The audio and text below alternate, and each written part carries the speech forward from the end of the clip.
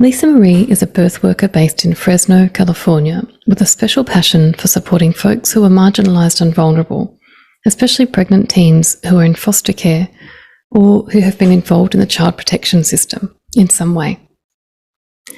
Lisa Marie is Yaqui Indigenous and Mexican by descent and is the only Indigenous birth worker who is native to her area. As a birth worker, her objective is to pay tribute to the wisdom of her ancestors by offering nurturing and holistic care to women and families throughout the childbearing journey. One of the central aspects of her work is in placental encapsulation, which she does respectfully in accordance with the native teachings and practices of her lineage. Lisa Marie explains that within Indigenous cultures, the process of giving birth is viewed as a sacred ceremony, wherein the transition from the spiritual realm to the physical realm is celebrated and revered in honour of the new life entering the world. Lisa Marie is the only person in her family to achieve a BA, and prior to her commencement of birth work 2 years ago, she was working as a social worker, where she was also supporting pregnant teens. Prior to her studies and work in social work, Lisa Marie trained and worked in veterinary sciences.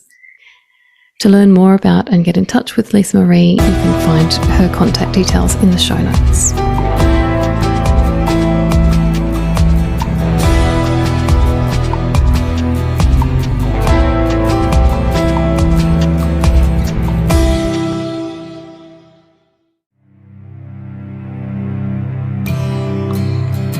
Welcome to the Whole Doula podcast. The Whole Doula podcast is a conversation space for doulas and birth workers to talk about the diverse paths that led them to birth work, as well as the diverse and unique skills, interests and offerings they bring to their birth-keeping roles. Here I dive into conversations with others who may be wondering how to bring the different aspects and experiences of their own lives into their roles as doulas in business. After all, there is more than one way to doula, and I'd love to help others see the connections between all the different parts of themselves, to see themselves as a whole doula. I am your host, Mary Giordano, doula, birth educator, counsellor, and doula business mentor, and this is the Whole Doula podcast. I hope you enjoy listening.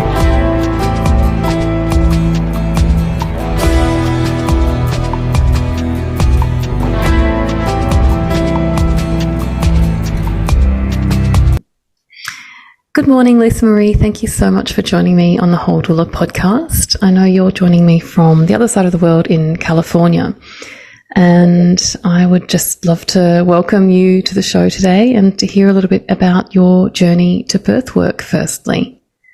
Perhaps you can start by telling us also how you refer to yourself as a birth worker, if you're a doula, if you're some other term. Definitely birth worker, and everybody has their preference, but I prefer to use birth worker. So yes, thank you for having me on your podcast. I'm always looking for new people to chat with and to get myself out there and learn new things. So my name is Lisa. I am located in Fresno, California. That's Central Valley, California. A lot of people haven't heard of Fresno, but we're between the Bay Area and Los Angeles. So we're right smack dab in the middle. Mm-hmm. And in Fresno, we are known for a lot of agriculture. So all the oranges and whatnot, great almonds and whatever that people may eat throughout the countries and whatnot. So, like I said, I'm a birth worker, and I have been doing this for about 2 years. And I'm a birth and postpartum birth worker. I also deal with miscarriage and stillbirth as well. And I'm Indigenous, so I am an Indigenous birth worker, so I try to keep my work that I do strictly Indigenous. But there's a story behind that.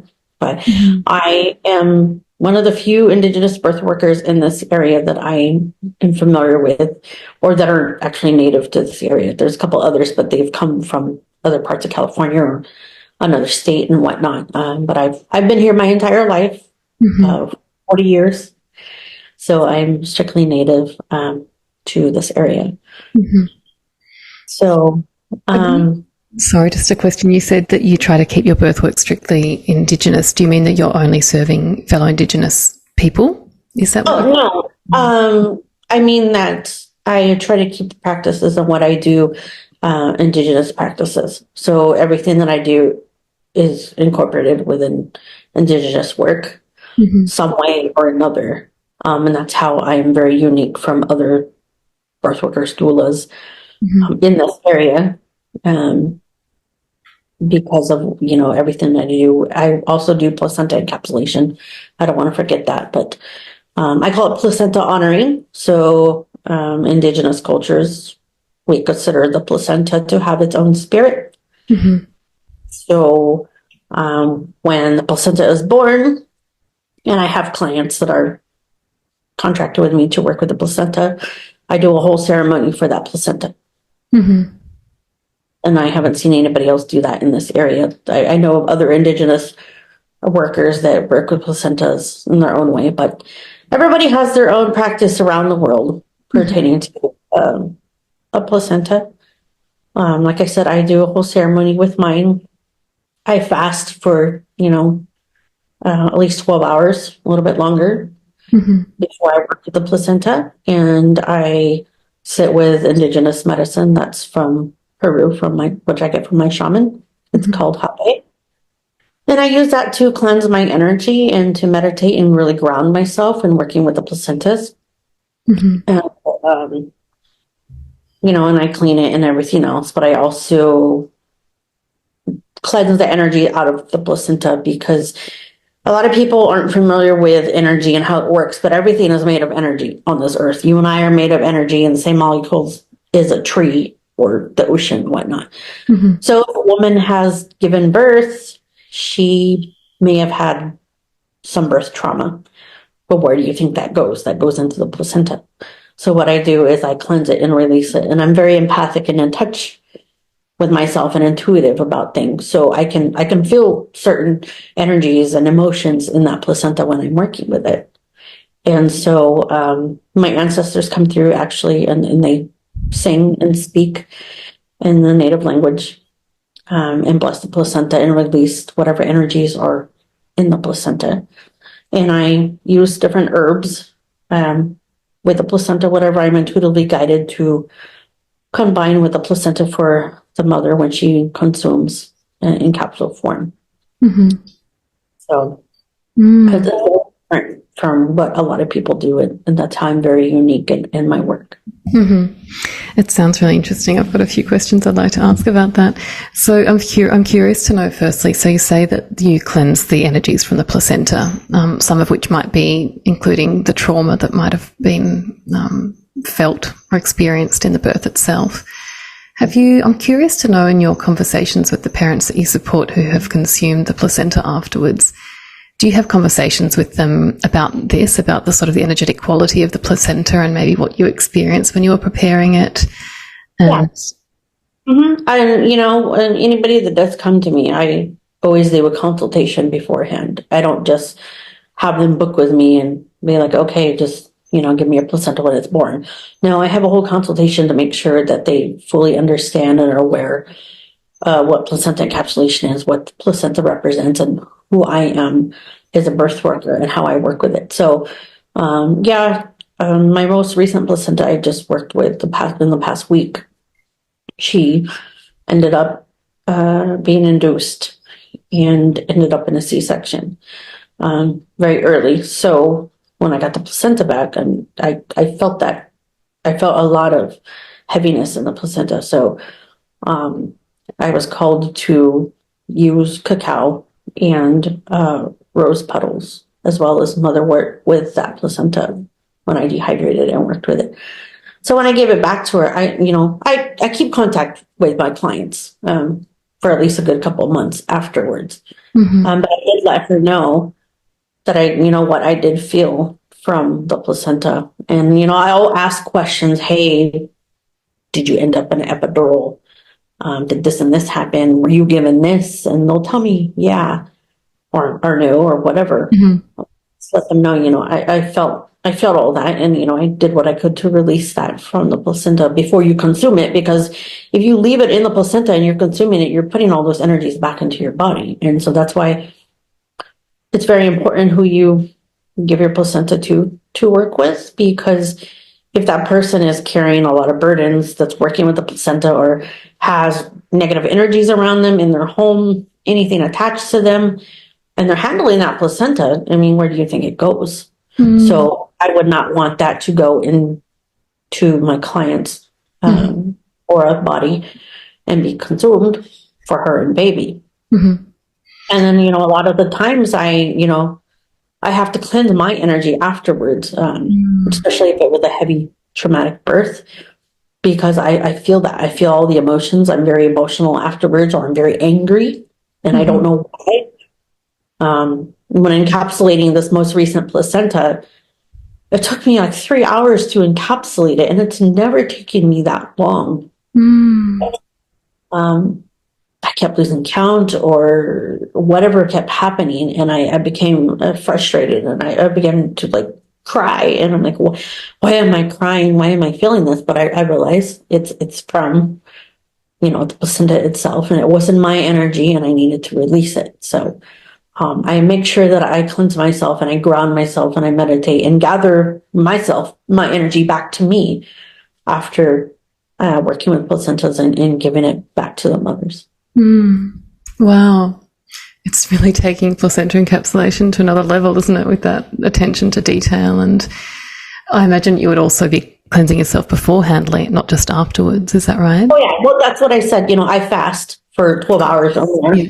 And then I sit with indigenous medicine. It's indigenous tobacco snuff that's actually from the tribes. It's made for the tribes in the Amazon. And because you and I are on a video, I can show you.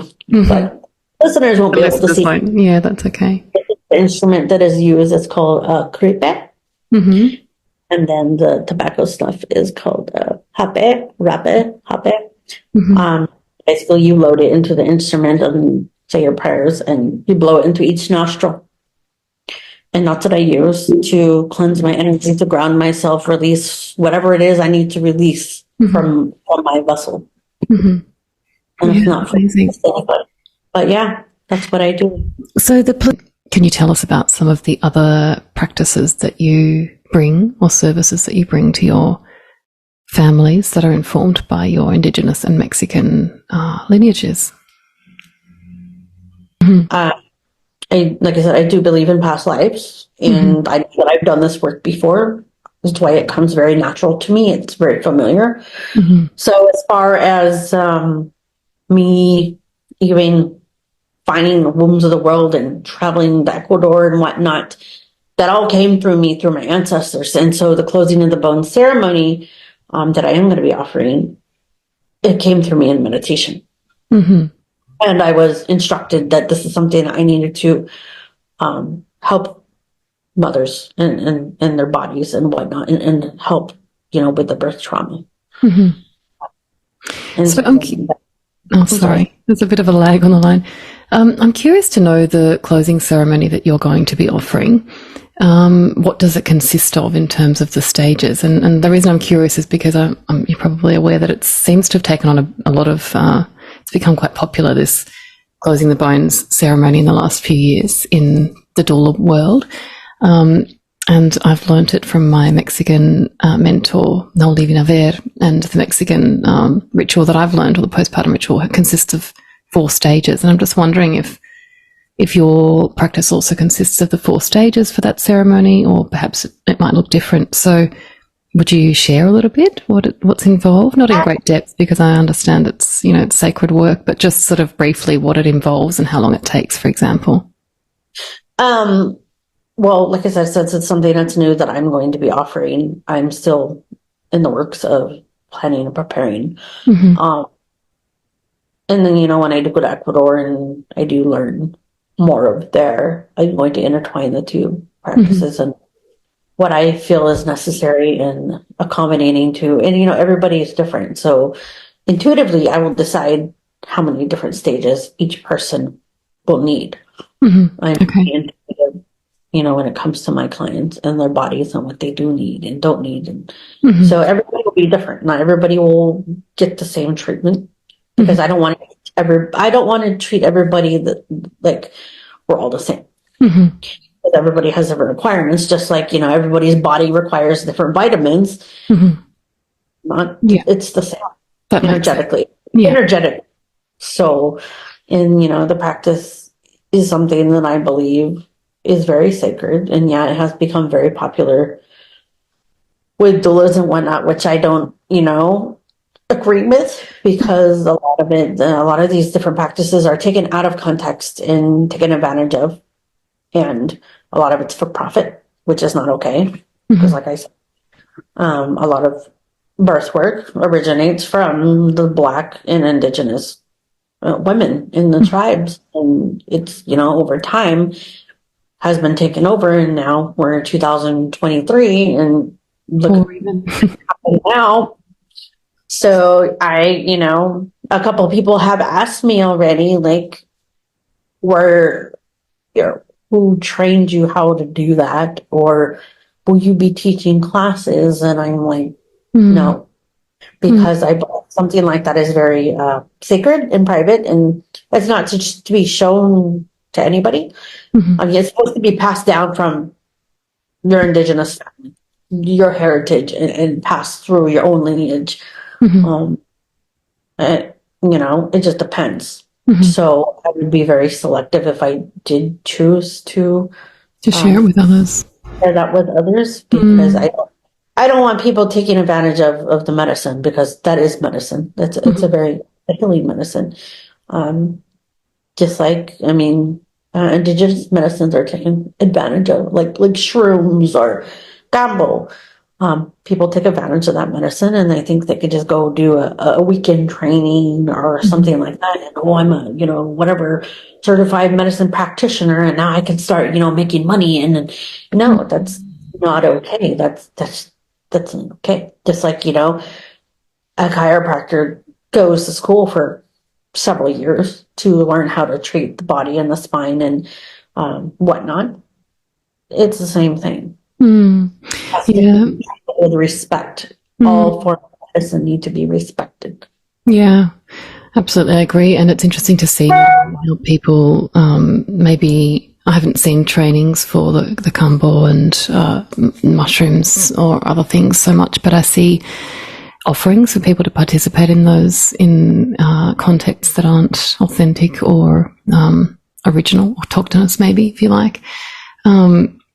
And I question, sort of reflect a lot on how effective these medicines can even be when they're taken in a completely different setting, removed from their original context and removed from the geographical and cultural context in which they come from, because they impact the experience, I'm sure. Oh yeah, it definitely does, because everything on this earth is made of energy, and we all emit a frequency from us. So if you have somebody who hasn't worked on themselves internally and healed whatever wounds emotionally, physically within their body, administering medicine or doing a closing of the bone ceremony, and they have nasty energy within them, or they, grudges that they're holding, or anger, or anything emotionally, or any birth trauma that they haven't even worked through on themselves and healed. You're going to pass that on to the person that you're touching. You're going to pass it on to the person you're working with. That's not okay. Like, that's, Do you think sorry to interrupt you again, there's a little bit of a lag.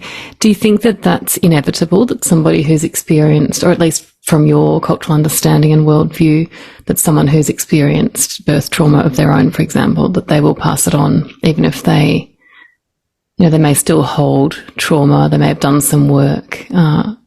Do you feel like there are some practices that people can do to protect themselves and protect their clients from passing their energy on? Because I think we all have baggage, don't we? We all have something. And no, we all have baggage, but it's important to recognize your baggage and recognize your energy, and recognize that those traumas, healing is a never-ending story.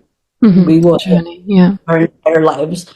A lot of us came here specifically during this time to heal and work on ourselves and heal our lineage, so that it's not passed on to our children and so forth. And a lot of people, there's a lot of fake people out there. There's a lot of fake people in new age spirituality that's ridiculously like popular right now. Mm. And so everybody thinks that they can go, oh, I'm spiritual, and oh, I have crystals, and oh, I burn sage, but all of that's taken out of context too. Like even burning sage, like that belongs to the indigenous people.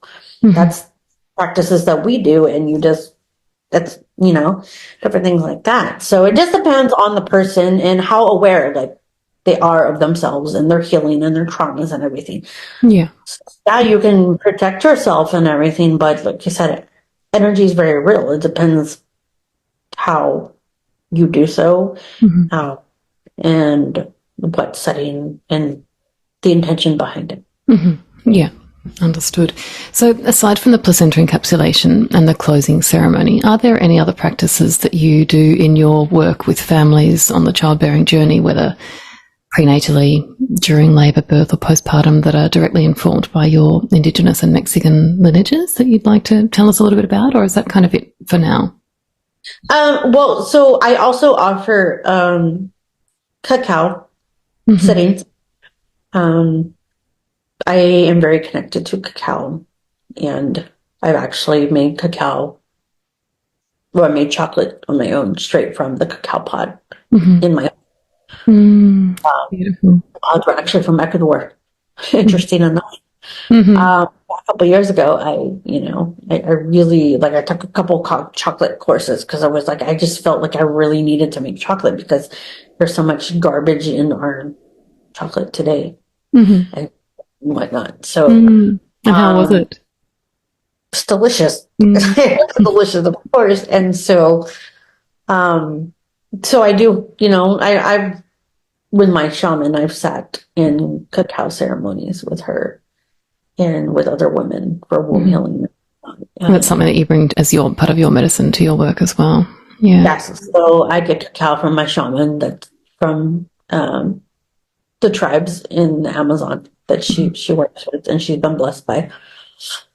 And so I do, serve it to certain people that I'm called to serve it to because cacao, in Mayan times, it was used as currency. It was very popular. Just like even like coffee beans could be, but it was like so loved and people wanted it so much they used it as to trade as currency. So I forgot where I was going with this, but that is something that I'm called to administer to women as a medicine, and it's a heart opener. So if we have energy centers in throughout our body, and the heart chakra is what the cacao targets. So it could be a very emotional time when you are drinking. And I mean, even myself, like I drink it, but like with everything that's medicine, you have to set your intention and respect the medicine and not take advantage of it. Be very healing. It could be a very emotional time, and you're purging things, and half the time, you never know what the heck you're crying about or why. But if you are in touch with yourself, or if you have somebody who knows what they're doing when it comes to cacao, they can help you either release, get into touch with what it is you're feeling and how to release it. So that's the help that I do offer my clients and whatnot. Amazing. That's another thing that has become very popular here as well. You see a lot of cacao ceremonies around the place, and I don't know how often the facilitators of these ceremonies have been informed and trained adequately, or have acquired that knowledge in a way that's respectful and perhaps direct. I'm not sure, but yeah, it's an interesting one. I've only got limited experience with it because I think, again, because it's so far from the original context, I've been gifted cacao and it's still sitting in, medicinal cacao by a number of different people, and it's still sitting in my cupboard because, I don't know, I feel like there's something missing in me engaging with it and not having perhaps the ceremony, not having the experience, or not having the knowledge even in how to, so it's there, and I will use it at some point in time, but it's something that I'm just, respectful. That's, and I applaud you for that, because you could be the complete opposite and start, serving and doing whatever everybody else is doing and not respecting the medicine, and all medicines have spirit. So, that needs to be respected. The spirit of cacao needs to be respected too. So, like I said, I applaud you for that, for respecting the medicine and not using it out of context, and being called to whenever you feel called to use it. And it'll happen. I'm sure there'll be a time when it just feels right. And all medicine will call to you when you want to work with it or sit with it or heal with it or whatever. Medicine is like that. Yeah. Amazing. Thank you so much for sharing about those things.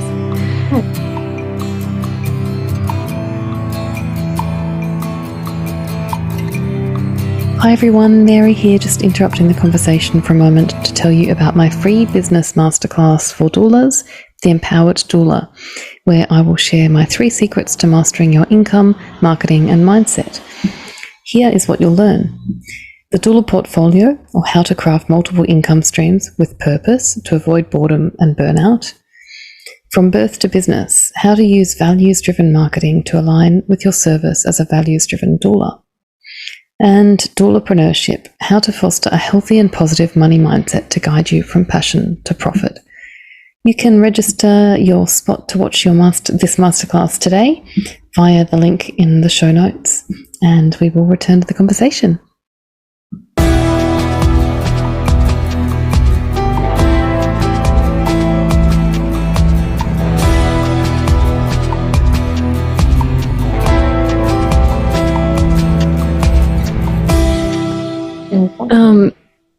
Is there anything else that you'd like to share, or is that it for this?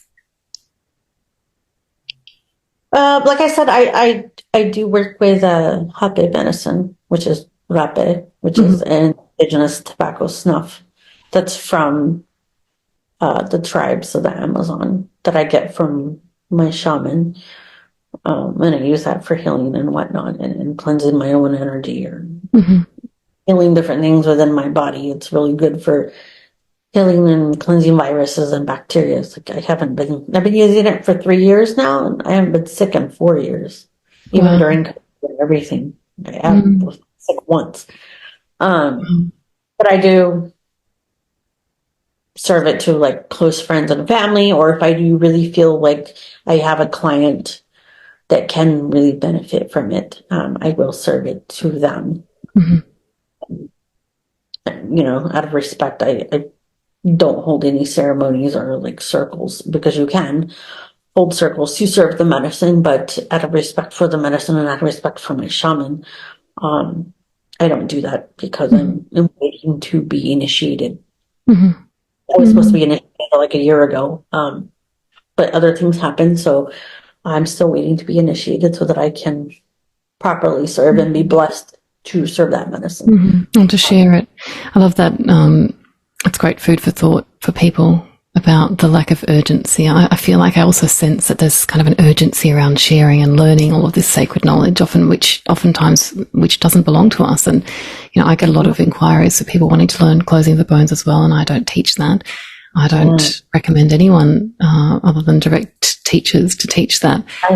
But people have a sense of urgency. They want to learn it because they've seen others doing it and it looks beautiful. And and I sort of say, I encourage people to inquire, what's the motivation, and, what is it about this that you want to do? And if you really want to do it, then find someone who can teach you that's authentic, and whether that means traveling or waiting. I've got next year, I'm bringing this Mexican midwife back again to teach people, and that's a year away. And if people want to learn, I encourage them to wait.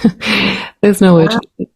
So, that's really great. And it's so nice to talk to somebody that has that understanding. Because placenta, I'm just looking at your bio as well, the information that you sent me through. So the placenta encapsulation is one of the things that you do. Is it the primary thing that you do, or is it just one of the many things you do as a doula? It's one of the many things I do. I mean, I do birth and I do postpartum / nanny work as well. The area that I live in, a lot of people aren't familiar with what a doula even is.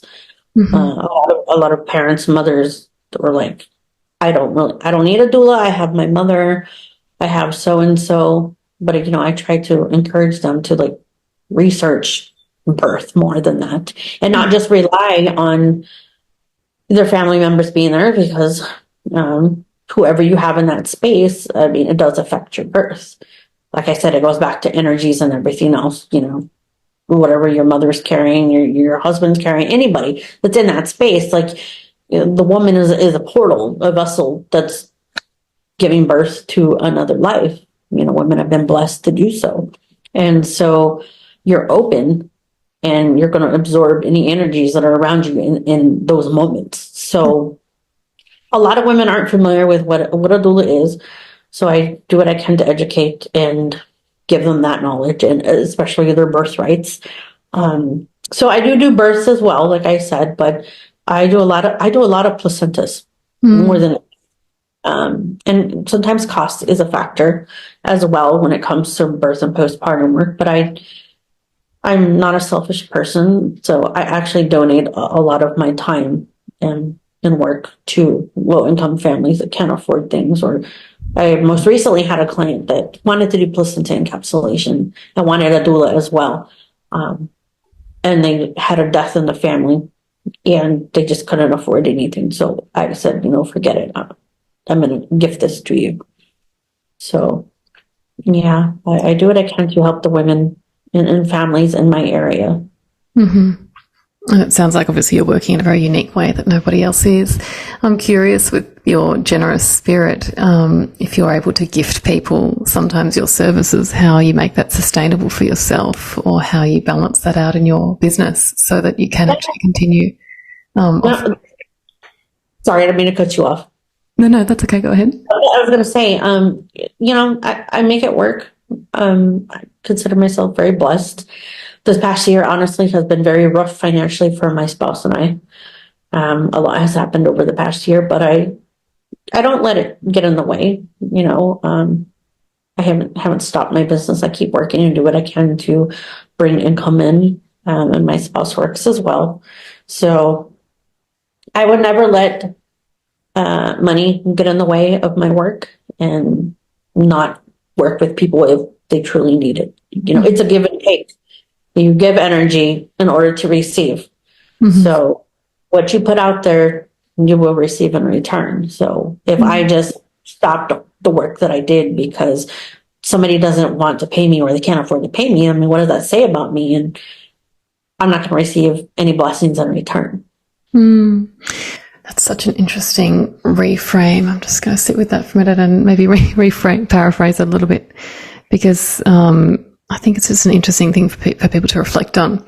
So you're saying if people didn't have the money to pay for your services, then you wouldn't let that stop you providing the services if they were in need and if it felt aligned to you.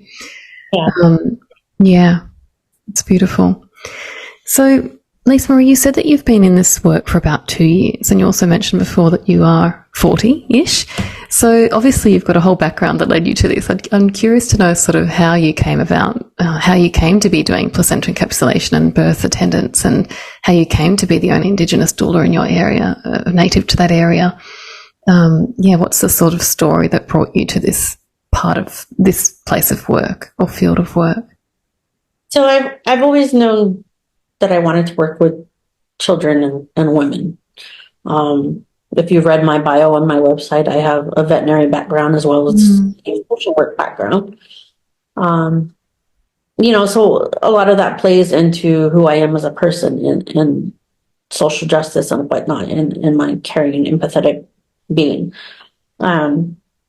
So I got into birth. I mean, I have my own reproductive issues. I don't have my own children as of yet.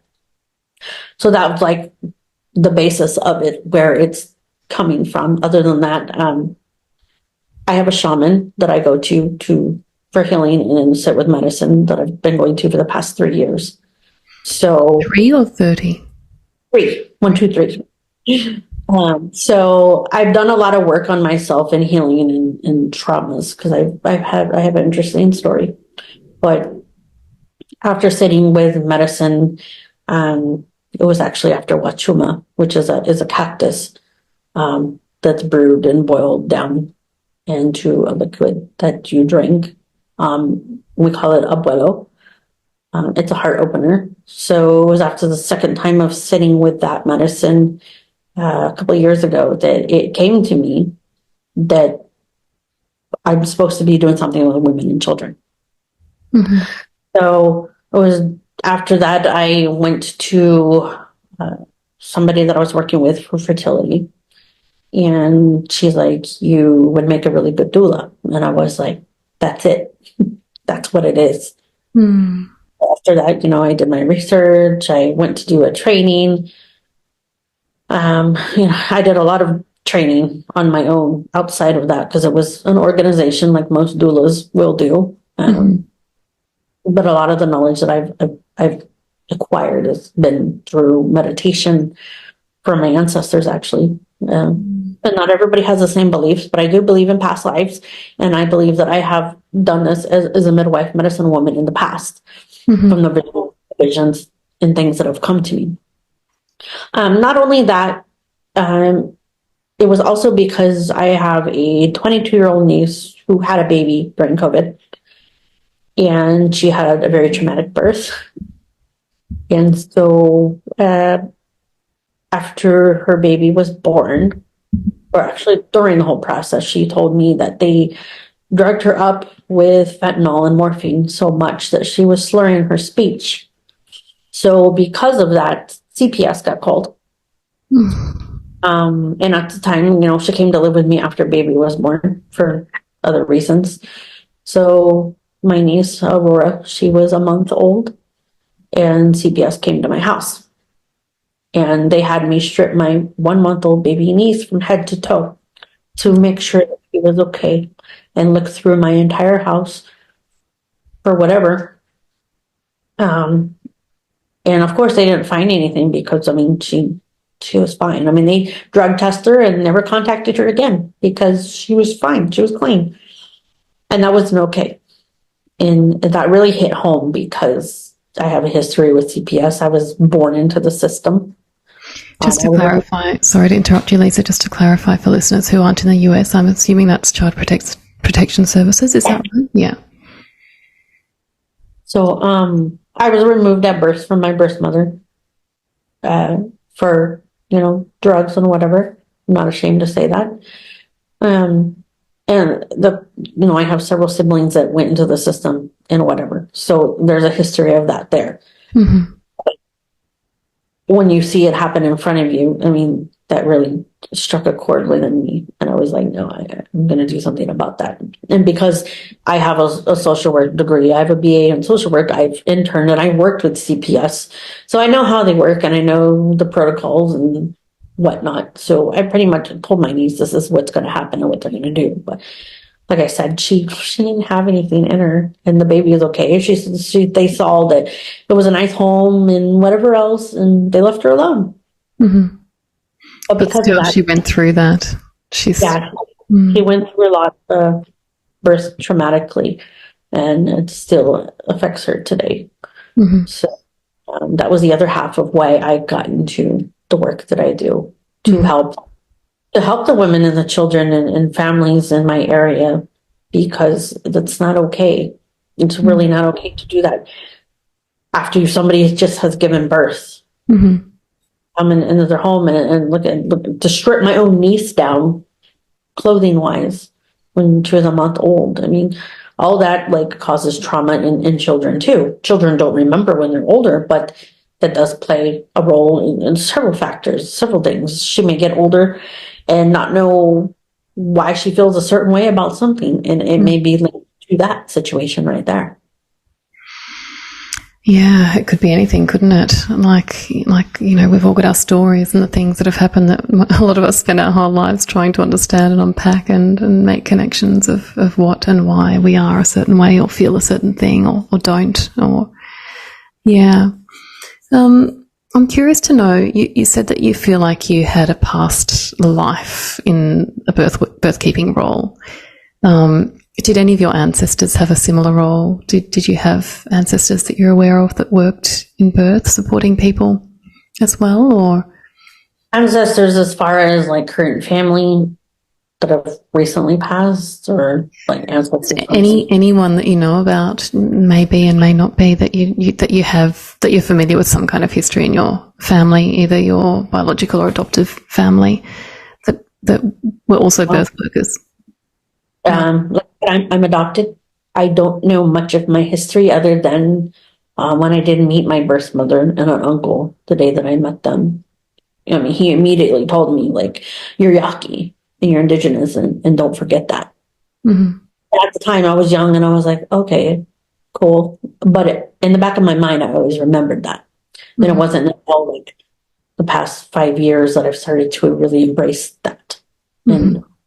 But as far as birth work being in my lineage, and I don't know, because I don't know anybody in my birth family. I mean, I've tried asking, like, on my birth father's side, but nobody. There's not a whole story. I just have bits and pieces of stories, but nothing really to birth. Mm-hmm. So you said you've only really sort of come into contact or better understanding with your Yaqui ancestry and past or indigeneity in the last 5 years or so. Yeah, You've been in birth work, so it's kind of corresponded almost with this movement into birth work a couple of years ago. And prior to that, you said I know you were working as a social worker and a vet. Is that right? Were you working as both? yeah. My first job was actually in a veterinary office because I'm a huge animal lover. I love animals, probably more than humans. Mm-hmm. But yeah, my first job was in a veterinary office, and I continued to work in the vet field in my early 20s. And then that switched, and I got the call to go into social work because I came from the system, so I wanted to give back to the system. And so I got my degree and actually worked in a group home with teenage girls who are in the system. Some were pregnant and some were not. I actually took one of the girls home with me that was pregnant. Mm-hmm. Alice and I could help her, and that's a whole other story, but she was one of my clients within the past year as well. Mm-hmm. I really, really wanted to work for the system. I really wanted to work with CPS so that I can help the children and whatnot, because like I said, the system wanted to give back, but that all changed because of things that go on in the system and all the laws and children being removed. I actually was offered a job, I want to say 2 years ago, to work in the ER, which is emergency response, which is there's calls that come in and you go out and investigate and whatever else, and you help to make the decision if children are going to be removed. Mm-hmm.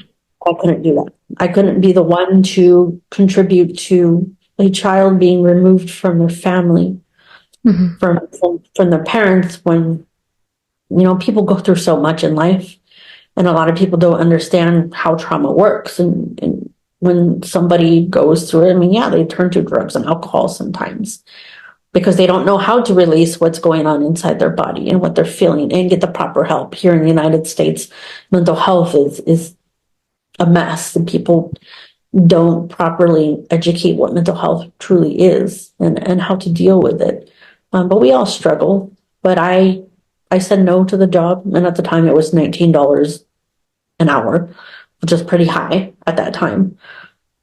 But I really couldn't, so I turned it down, and I ended up turning to birth work, and this is what I'm currently doing. It's so important that we are true to our values, isn't it? When we have these, even if an opportunity presents itself that might look appealing in some way, whether that's the wage or the title or whatever it might be, but if it doesn't feel right, it's not right. It's not going to feel right. And it's easy to kind of ignore those inner voices, I think, but obviously you didn't, and you are where you're meant to be. So it's a relatively new journey for you in birth work. It's just been a couple of years.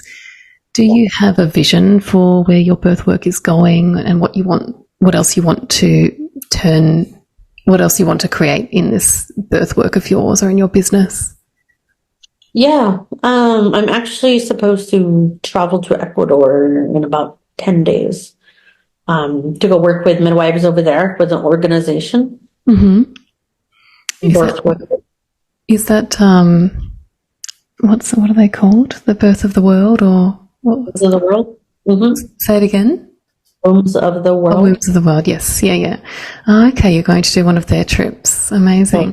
Yeah. I was excited to the program, and I fundraise tuition, and so yeah, I'm due to travel with them soon, and I'm very excited and really honored and looking forward to that.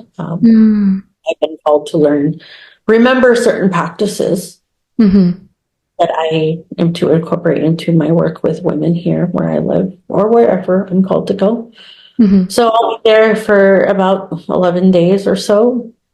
And yeah, I'm going to just embrace everything that comes to me, and wherever I'm called to go, that's where I'm going to go. So besides that, I do have, a vision of what I want to do and work more.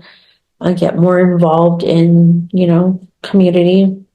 I don't plan on staying in this area for too long. I've been here my entire life. And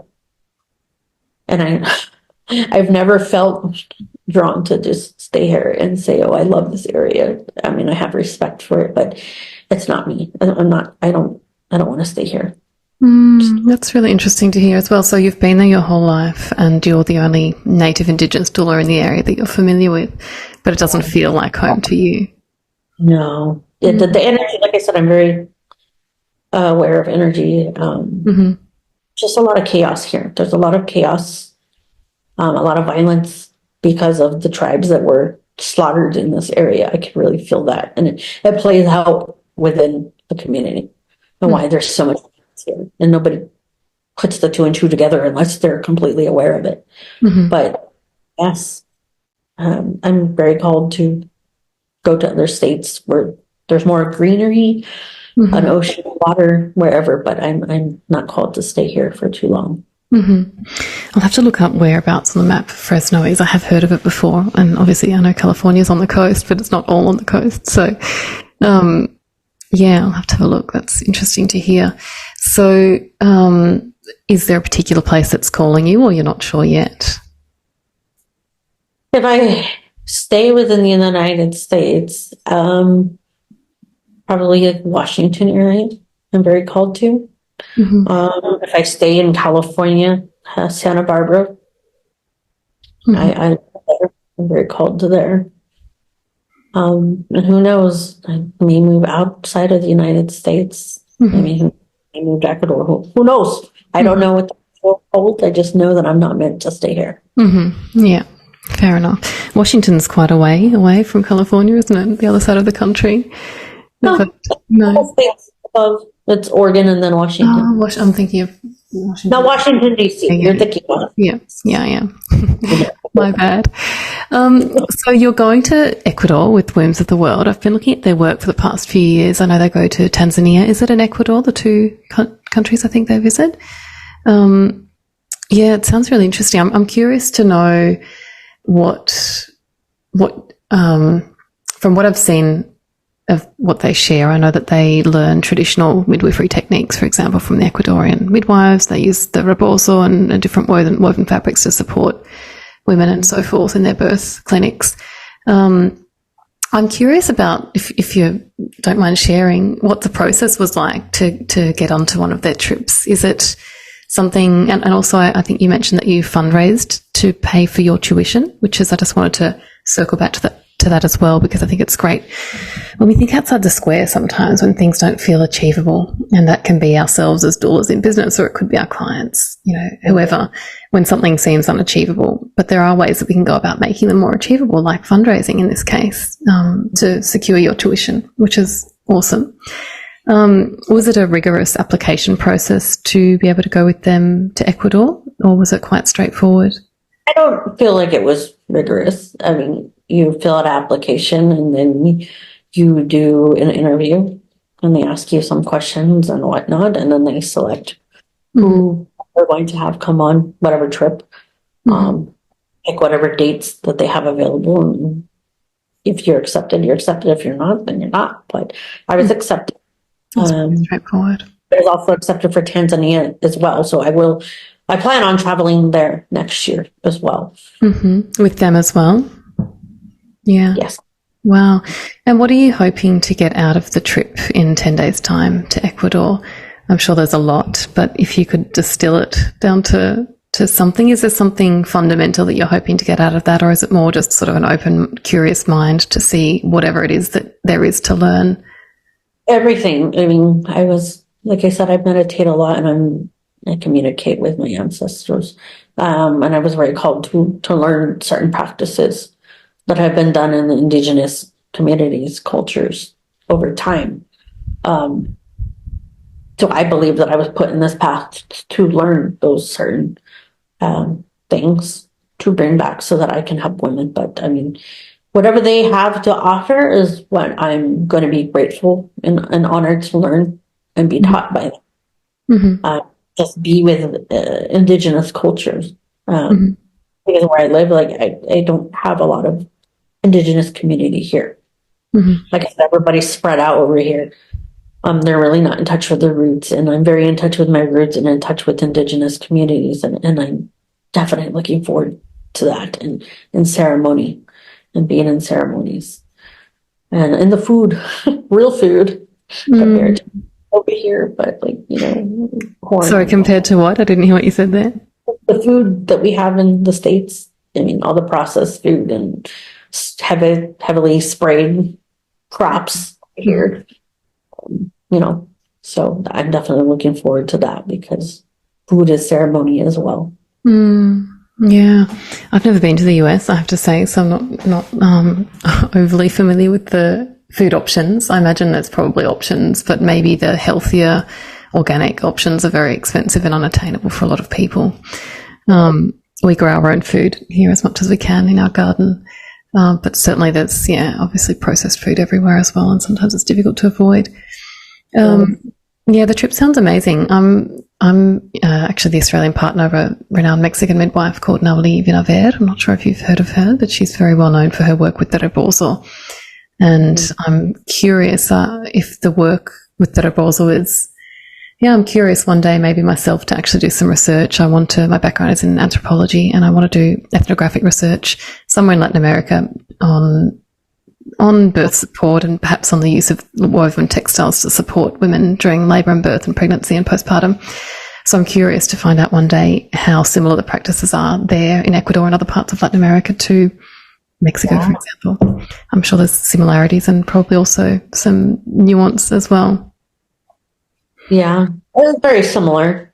There might be a few differences, but yes. Amazing. That's really exciting. So you said that the primary part of your work is the placenta encapsulation. You do attend births as well, though.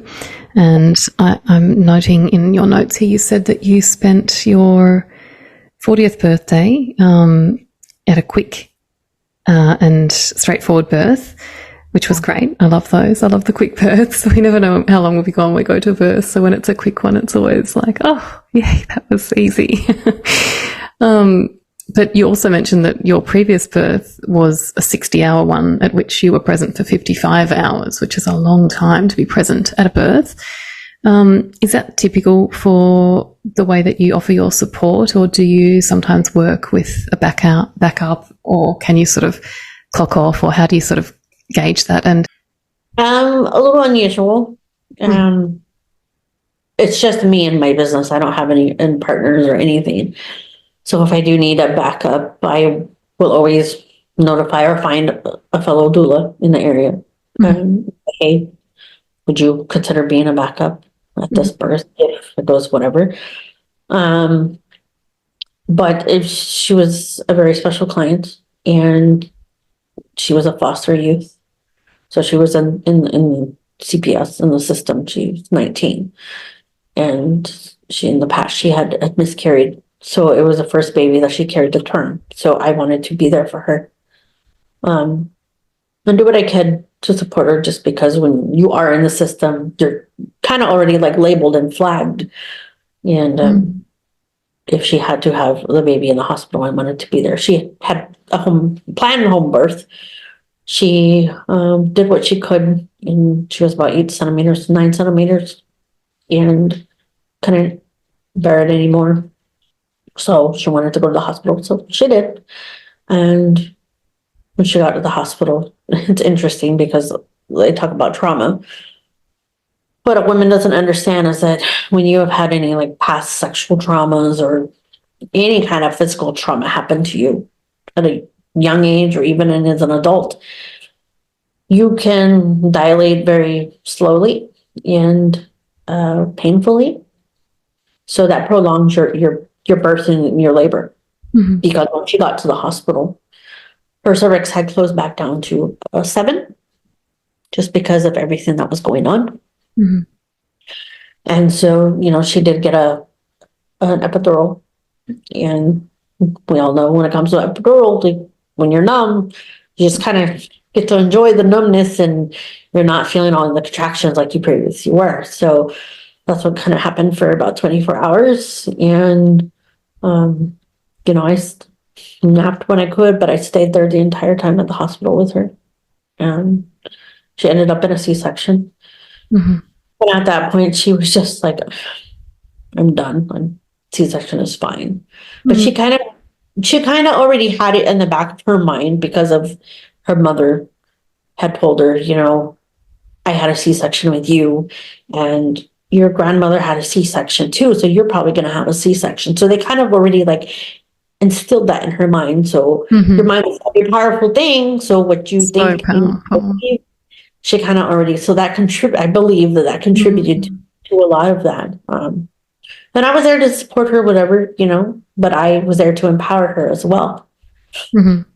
I believe that she could have finished at home, but, It wasn't different her factors. story, though. It Yeah. wasn't her story, and maybe another time, that's Mm. fine. And yeah, it's interesting the messaging that we have, that we receive, and sometimes that's explicit, like in this case where they're saying that to her, and sometimes it's implicit, even when that was just their experience and we are familiar with it, even though they're not saying to us this will be your experience as well. Sometimes, of course, I've seen women also embody that sort of lack of self-belief or whatever it may be. There's one coming to mind, a mum whose mum had been told that she couldn't birth vaginally because her pelvis was too small. So this mum that I was supporting, who was a teeny tiny little woman, had that story, and her mum hadn't said to her that you won't be able to birth either, but she'd had that story. And yeah, similar. She had was planning a home birth, laboured for a long time, like 2-3 days at home, and ended up opting for a transfer to hospital eventually, and eventually opted for a C-section, I think, like the following day, many hours later. I wasn't there anymore. But yeah, interesting the way we take on stories and beliefs. And I personally work a lot in the postpartum in sort of helping people to understand how that conditioning contributed to the way that things unfolded, obviously very gently and delicately and lovingly. But there's a lot of learning there as well, and introspection and reflection on oneself and how that can impact such experiences, such transformative experiences, and other experiences as well throughout life. Yeah, okay, wonderful. Is there anything else that you'd like to share with the listeners, Lisa Marie, or any questions? I also want to say that I also do virtual birth as well. So I don't just stick to births in my area. I've had clients up and down California as well. So I've supported births several hours away, as well as in other states. So I'm not just here to support women that I can physically be, because everybody has a person that they're in alignment with. So whoever is listening to this and you feel drawn to work with me, but you are in another state outside of California or even another country, reach out to me, because like I said, I'm very different and unique in my work and whatever. And a lot of women or families are very drawn to me because of that, because I'm very different and involved in a different way. So important to know what our unique thing is, whether that's our point of difference, what sets us apart from the others, and obviously what you're doing is in alignment with you, with your spirit, with your your visions, your values, and ancestry, and all of that. So the right people will find you, and if they're not in your state, you're still able to support them elsewhere virtually, which is great. And to find out, I will share the details in the show notes, but you can find Lisa Marie. She does have a website and an Instagram handle that I'll include in the notes.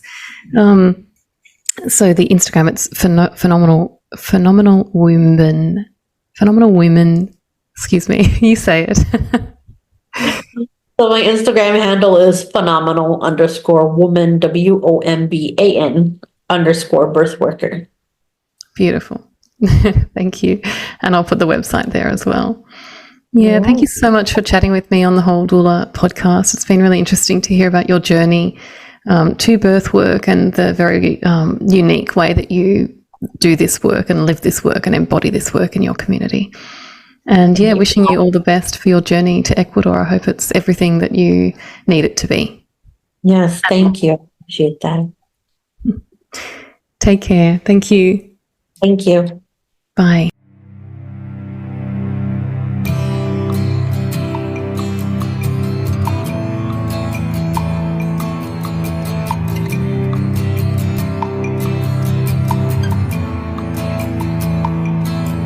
Thank you so much for listening to my conversation with Lisa Marie Flores today. I hope you enjoyed our conversation.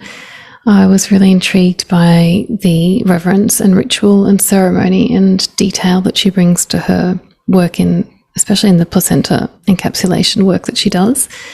And yeah, I certainly encourage anyone who is looking to receive the kind of support with the ancestral wisdom and knowledge that Lisa Marie has to get in touch. She can support you locally in the Fresno area or also virtually if you are based somewhere else.